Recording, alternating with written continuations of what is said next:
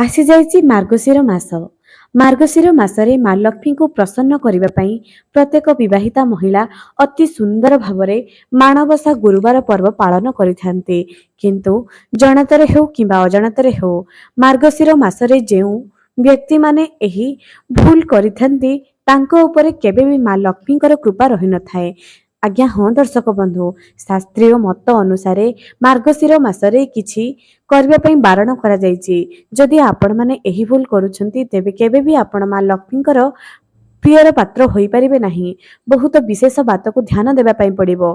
केते पूजा पाठ कला परे भी जदि आपण माने मार्गशीर मासरे एही भूल करूछंती तेबे विश्वास करंतु जेते अर्जिले भी केबे भी आपणकर पेट पुरिबो नाही।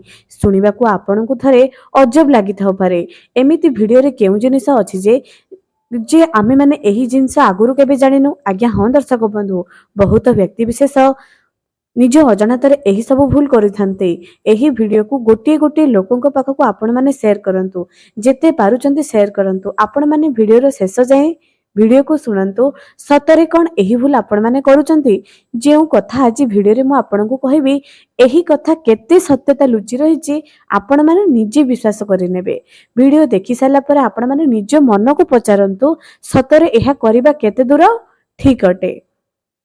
ତା ଆଗରୁ ମୋର ପ୍ରିୟ ଦର୍ଶକ ବନ୍ଧୁକୁ ମୁଁ ଅନୁରୋଧ କରୁଛି ଯେ ଯଦି ଏ ପର୍ଯ୍ୟନ୍ତ ଚ୍ୟାନେଲକୁ ସବସ୍କ୍ରାଇବ କରିନାହାନ୍ତି ନିହାତି ସବସ୍କ୍ରାଇବ କରନ୍ତୁ।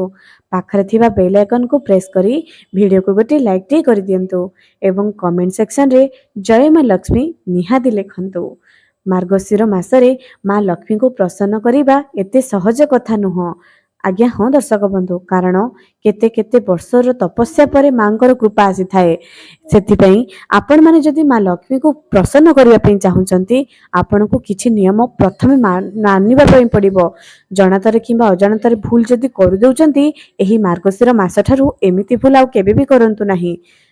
प्रथम भूल एया अटे जे मास वर्षकरे जे 12टी मास थाए सबु मास मानक भितरु मार्गशीर सबुठारु श्रेष्ठ बोली कहा जाए।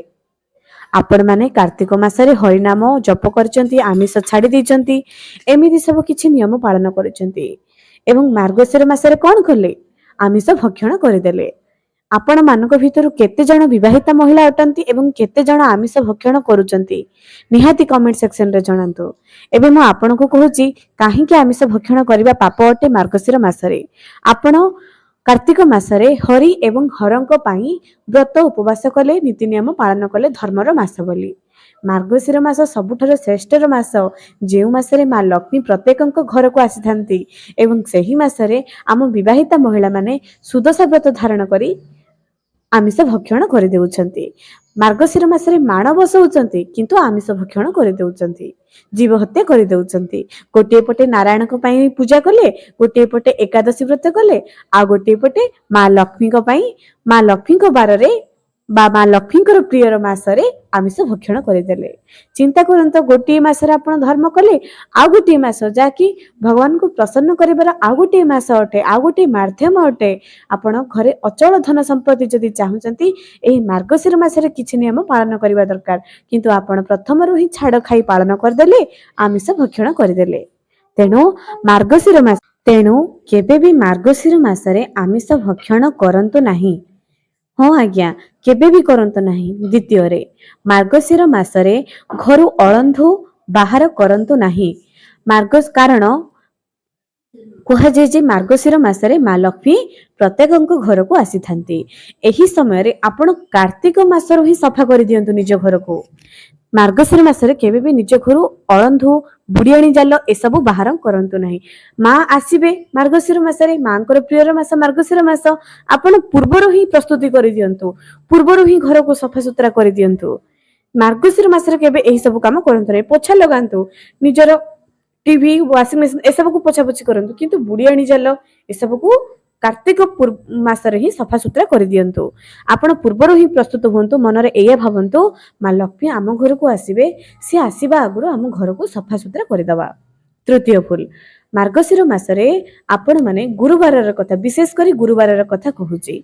आपण माने निजे माण बसौचंती, माण बसा समस्तଙ୍କ घरे होउची। सेही समय आपणको जेतिकी आवश्यक सेतिकी पिठा करंतु।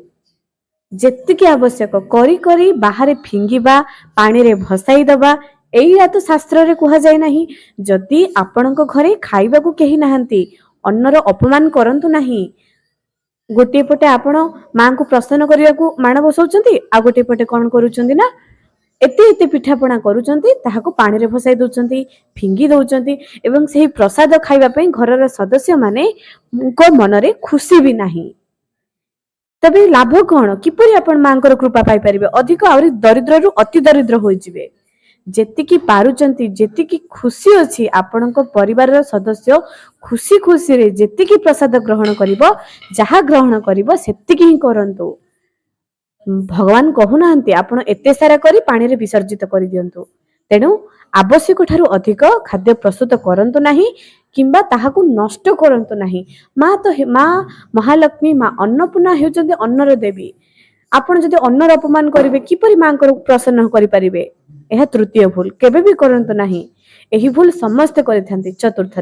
ଚତୁର୍ଥରେ ନିୟମ ଏଇଆ ଅଛି ଯେ ଗୁରୁବାର ଦିନ ନିଜ କେଶକୁ ମୁକୁଳିତ କରାଯାଏ ନାହିଁ, କେଶକୁ ପାନିଆରେ ସଜାଇ ଦିଏ ନାହିଁ, କାରଣ ଘରର ଚଟାଣରେ ଯଦି ଅଳିଆ ଆବର୍ଜନା ପଡିବ ତେବେ ମାଙ୍କୁ ପସନ୍ଦ ନୁହଁ, ଯଦି ଚୁଟି ଏପଟ ସେପଟ ପଡିବ।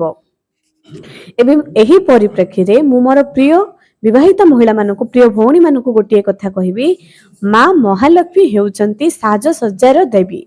ମାଙ୍କୁ ସାଜ ଶୃଙ୍ଗାର ବହୁତ ପ୍ରିୟ ଅଟେ। ଯେତେବେଳେ ବି ପୂଜା କରିବା ପାଇଁ ଯାଉଛନ୍ତି, ଆପଣ ମାଣ ବସାଇ ନଥିବେ, ପୂଜା କରିବା ପୂର୍ବରୁ ଗୋଟିଏ ନିୟମ ବିବାହିତା ମହିଳା ମାନେ ଖାସ କରି ଧ୍ୟାନ ଦିଅନ୍ତୁ। ଆପଣ ମାନେ ସାଜ ଶୃଙ୍ଗାର ହୋଇକରି ପାଦରେ ଅଳତା ଲଗାଇବେ, ଚୁଟିକୁ ଭଲ ଭାବରେ ଯେପରି ସକାଳୁ ସକାଳୁ ତ ଶୁଖେଇବନି, ବହୁତ ବ୍ୟସ୍ତରେ ରହିଥିବେ। ଏମିତି କିଛି ଆପଣ ମାନେ ନିଜ କେଶକୁ ସଜାଡ଼ିବେ ଯେପରି ଘରେ ଚୁଟି ବି ପଡିବନି ଏବଂ ଆପଣଙ୍କୁ ସୁନ୍ଦର ବି ଦେଖାଯିବାକୁ ପଡିବ। କାରଣ ମୁଁ ଆଗରୁ କହିଛି, ମା ପ୍ରଥମେ ଦେଖିବେ ମହିଳା କେତେ ସ୍ୱଚ୍ଛତା ପରିଚ୍ଛନ୍ନତା ରଖିଛି ନିଜ ଘରକୁ ଏବଂ ନିଜକୁ। ଏହି ଜିନିଷ ଉପରେ ପ୍ରଥମେ ଧ୍ୟାନ ଦେବେ। ପଞ୍ଚମ ଜିନିଷ ଏଇଆଟେ ଯେ ନା ମାର୍ଗଶିର ମାସରେ ଗୁରୁବାର ଦିନ ଘରେ କଳି ଝଗଡା କରିବେ ନାହିଁ, ଛୁଆମାନଙ୍କୁ ମାରିବେ ନାହିଁ। ଏହି ସବୁ ନୀତି ନିୟମ ଆପଣଙ୍କୁ ପାଳନ କରିବା ପାଇଁ ନିହାତି ପଡିବ। ଏବଂ ମାଙ୍କର ଆମେ ପୂଜା କରୁଛେ, ମାଣ ବି ବସାଉଛେ, କିନ୍ତୁ ଯେତେବେଳେ ଆମକୁ କଥା ଆସୁଛି, ଯେତେବେଳେ ଗୁରୁବାର ସରିଯାଉଛି ଅର୍ଥାତ୍ ଦିନ 2ଟା 2 ପହର ହୋଇଯାଉଛି, ସ୍ତ୍ରୀ ଲୋକମାନେ ବସିଯାଆନ୍ତି ଗୋଟିଏ ଜାଗାରେ ଏବଂ ଆରମ୍ଭ କରିଦିଅନ୍ତି ନିଜର ବୋହୂ, ନିଜର ଶାଶୁଙ୍କର ଚର୍ଚ୍ଚା, ପରନିନ୍ଦା ପରଚର୍ଚ୍ଚା ଆରମ୍ଭ କରିଦିଅନ୍ତି। ମା ହେଉଛନ୍ତି କେବଳ ଧନର ଦେବୀ ନୁହଁ, ମା ହେଉଛନ୍ତି ଗୋଟିଏ ମନ, ଗୋଟିଏ ଲୋକର ମନରେ କେତେ ସଚ୍ଚୋଟତା ଅଛି, ନିଜର ମନକୁ ବି ପ୍ରଥମେ ପରିଷ୍କାର କରନ୍ତୁ। ଯେଉଁ ଲୋକମାନଙ୍କ ମନରେ 22 ଚିନ୍ତା ଥିବ, ପରନିନ୍ଦା ପରଚର୍ଚ୍ଚା ଯେଉଁମାନେ କରୁଥିବେ, ସେହି ଲୋକଙ୍କ ଘରେ କେବେ ବି ଧନ ରହିବ ନାହିଁ।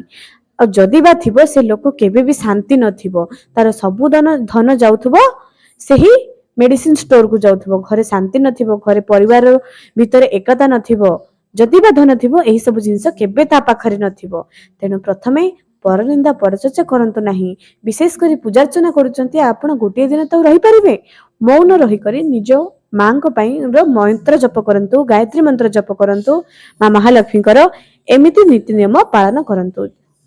ଏବଂ ବୁଧବାର ଦିନରୁ ହିଁ ସବୁ ପ୍ରସ୍ତୁତ ଆପଣ କରିସାରିଥିବେ, ସଫା ସୁତୁରା ସବୁ କରିସାରିଥିବେ। ଏବଂ ପ୍ରତ୍ୟେକ ବିବାହିତା ମହିଳା କହିଲେ ତ ବହୁତ କଷ୍ଟ ହବ ପ୍ରତ୍ୟେକଙ୍କୁ ଯେ ଏତେ ସାଜ ଶୃଙ୍ଗାର କିଏ ହଉଛି, କିନ୍ତୁ ମୁଁ ଆଗରୁ କହିଛି ମା ହେଉଛନ୍ତି ସ୍ୱଚ୍ଛତାର ଦେବୀ। ମାଙ୍କୁ ସାଜ ଶୃଙ୍ଗାର ସ୍ୱଚ୍ଛତା ବହୁତ ପ୍ରିୟ ଅଟେ। ଆପଣ ମାନେ ଯେତେ ନିଜକୁ ପରିଚ୍ଛନ୍ନତା ରଖିବେ, ଆପଣଙ୍କର ହାତରେ ଟିକେ ନେଲପଲିସ ଲଗାନ୍ତୁ, ଗୋଡରେ ଅଳତା ଲଗାନ୍ତୁ, ଭଲ ଶାଢୀ ପିନ୍ଧନ୍ତୁ, ନୂଆ ନ ହେଉ ପଛେ କିନ୍ତୁ ଚିରା ଫଟା ପିନ୍ଧିବେ ନାହିଁ। ଏବଂ ଅତି ସୁନ୍ଦର ଭାବରେ ମୁଣ୍ଡରେ ପଣତ କାନି ପକାଇ କରି ସୁନ୍ଦର ଭାବରେ ମାଙ୍କର ଆଗମନ କରାଇବେ। ତାପରେ ନିୟମ ଏଇଆ ଅଟେ ଯେ ନା ମାର୍ଗଶିର ମାସରେ ଆପଣ ମାନେ ସମସ୍ତେ କଣ କରିଥାନ୍ତି ନା ଲକ୍ଷ୍ମୀଙ୍କର ପୂଜାର୍ଚ୍ଚନା କରିଥାନ୍ତି, କିନ୍ତୁ ଲକ୍ଷ୍ମୀ ନାରାୟଣଙ୍କର ପୂଜା କରନ୍ତୁ। ପ୍ରତି ଗୁରୁବାର ଦିନ ଲକ୍ଷ୍ମୀ ନାରାୟଣଙ୍କର ପୂଜା କରନ୍ତୁ। ଶ୍ରେୟା ଚଣ୍ଡାଳୁଣୀ ଲକ୍ଷ୍ମୀ ନାରାୟଣଙ୍କୁ ସ୍ମରଣ କରୁଥିଲା, ସେଥିପାଇଁ ମା ଲକ୍ଷ୍ମୀ ଆସିଥିଲେ। ଆଜ୍ଞା ହଁ, ଯେଉଁ ଘରେ ନାରାୟଣଙ୍କର ପୂଜା କରାଯାଏ, ଲୋକମାନେ ଧର୍ମପରାୟଣ ହୁଅନ୍ତି, ଧର୍ମର ପାଳନ କରାଯାଏ, ସେହି ଘରେ ମା ଲକ୍ଷ୍ମୀ ବାସ କରନ୍ତି। ଧର୍ମପରାୟଣ ହୁଅନ୍ତୁ, ମା ଲକ୍ଷ୍ମୀଙ୍କର ବିଶେଷ କୃପାର ପାତ୍ର ହେବେ। ତେଣୁ ମାର୍ଗଶିର ମାସରେ ଯେବେ ବି ଗୁରୁବାରର ପୂଜା କରୁଛନ୍ତି, ମନରେ ଏଇଆ ଭାବନ୍ତୁ ଯେ ଲକ୍ଷ୍ମୀ ନାରାୟଣ ମୋ ଘରକୁ ଆସିବେ, ଲକ୍ଷ୍ମୀ ନାରାୟଣ ବୋଲି ସୁମରଣା କରନ୍ତୁ। ପ୍ରଥମେ ନାରାୟଣଙ୍କର ପୂଜା କରନ୍ତୁ, ନାରାୟଣଙ୍କର ମନ୍ତ୍ର ଜପ କରନ୍ତୁ, ତାପରେ ଲକ୍ଷ୍ମୀଙ୍କୁ ପୂଜା କରନ୍ତୁ। ନହେଲେ ଓಂ ଲକ୍ଷ୍ମୀ ନାରାୟଣାୟ ନମଃ ମା ଲକ୍ଷ୍ମୀଙ୍କ ପାଦ ପଦ୍ମ ଯେମିତି ଅଙ୍କନ କରୁଛନ୍ତି ସେମିତି